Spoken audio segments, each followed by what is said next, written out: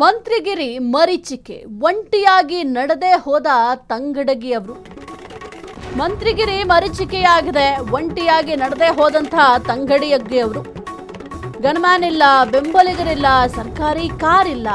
ಸಚಿವ ಸ್ಥಾನ ಸಿಗದಿದ್ದಕ್ಕೆ ಲೋಕಭವನದಿಂದ ನಡೆದು ಹೋದಂತಹ ತಂಗಡಗಿ.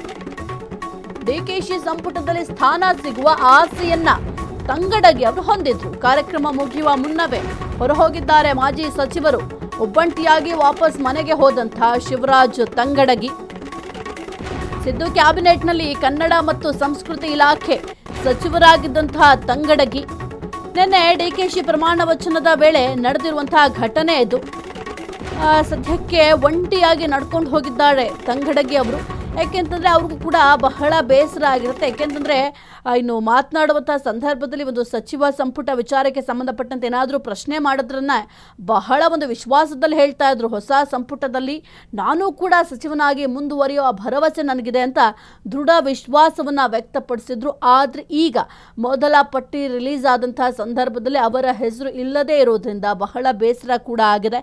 ಇನ್ನು ಡಿಕೆಶಿ ಸಂಪುಟದಲ್ಲಿ ಸ್ಥಾನ ಸಿಗುವ ಆಸೆ ಕೂಡ ತಂಗಡಗಿ ಅವರಿಗಿತ್ತು. ಆದರೆ ಈ ಒಂದು ವಿಚಾರದಲ್ಲಿ ಬಹಳ ಬೇಸರಗೊಂಡಿದ್ದಾರೆ. ಇನ್ನು ಸಿದ್ದು ಕ್ಯಾಬಿನೆಟ್ನಲ್ಲಿ ಕನ್ನಡ ಮತ್ತು ಸಂಸ್ಕೃತಿ ಇಲಾಖೆ ಬಹಳ ಒಂದು ಪ್ರಭಾವವಾದಂತಹ ಖಾತೆಯ ಸಚಿವರಾಗಿದ್ದರು.